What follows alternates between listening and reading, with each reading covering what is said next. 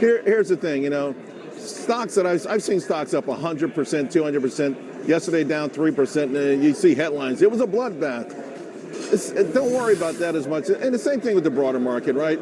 I mean, the fear and greed index hit extreme fear yesterday, down 2% from the all-time high. And look at this, retail investors, that bearishness spiked, huge spike. The question is all of it warranted? I'm going to bring in Luke Lloyd, Financial Group President, CEO Luke Lloyd. Luke, just, you heard Mohammed earlier, and just great, it's always great to have him on.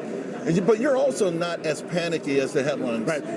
Well, I find it very interesting. There's actually a really good relation and correlation that we're seeing right here. I was not alive. I was not around much in 2006. I was like 10 years old in 2006. You were on a big wheel. I was, exactly. I was just trying to go on the playground and have a little bit of fun. But my CIO actually came out this morning in our newsletter that we write, talking about that he was in the investment world in 2006. And a lot of the signs we're seeing right now with the banks is very similar to what we saw in 2006. So we still got a couple more years, I think, of runway when it comes to the credit and liquidity side of the equation. But when it comes to the job market, you talked about the Beige Report, or Beige Book, which is kind of a boring book, to be honest, in a lot of ways. But it talked about the job market. People aren't firing people. People aren't hiring people. It's kind of a stagnant labor market. So when it comes to the AI side of the equation, you have to hire people to have AI implemented. And that spending still going through the economy. So I would say that I want to be very careful saying this. If we have a 2-year time horizon, kind of looking back at 2006 to 2008, I think we have about a 2-year time horizon between the AI bubble maybe bursting or the AI kind of downturn or AI financial crisis, you want to call it, which might not be big. It might be a 30-40% correction,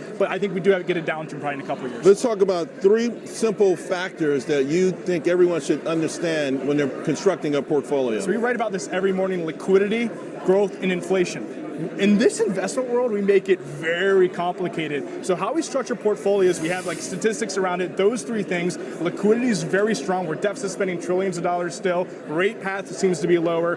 Growth still seems to be there for the most part. Inflation's coming down. I don't think tariffs are going to be very inflationary. So with that kind of the side of the equation, 15 to 20% of our portfolio right now is in higher growth assets. 80% aren't. That 20% of higher growth assets can still deliver you a lot of alpha in your portfolio without taking on a ton of risk. A lot of people I talk to put 100% of their portfolios into one theme. You can't I've talked to people that have 3 stocks, Microsoft, NVIDIA, and Palantir, millions of dollars. You can't approach your portfolio that way. You have to diversify a little bit more outside of that. So let's talk about what you like. One name you like is GitLab. Yes. I think it popped yesterday a little bit, takeover rumors that were around before, they've resurfaced. We were here. I was here at MoneyShow at 3:30, listening to someone else speak. Open up my phone. I'm like, wow, it's a pretty good day. 10%, I think, jump yesterday. It's down like 4 or 5% today. Right. Look, GitLab, Microsoft bought GitHub. I think GitLab is an acquisition target now. Obviously, Datadog came out with it. Google, Amazon could be now looking maybe at acquiring GitLab. AI stole the story.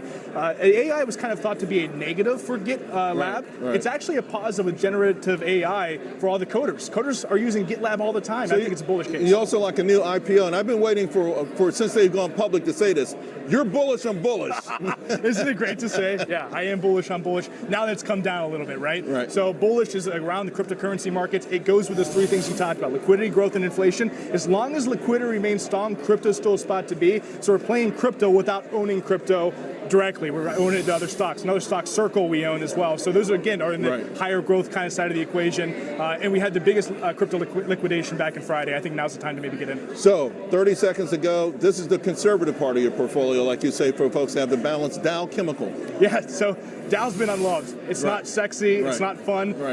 If we get a rebound in any kind of commodities around the chemical space, the ammonia, that could be bullish. Tariffs might actually be bullish in the long term for Dow, making maybe reshoring back at home, but it's just been unloved. So the valuation is, again, it's not always just about growth. The valuation's starting to make sense. I think down here at this price, it's a phenomenal buy for the long term, especially the 5 or 6% dividend. We like to incorporate those dividend payers to kind of hedge against the growth assets. Love it, love it. Good stuff, man. All right, see you soon.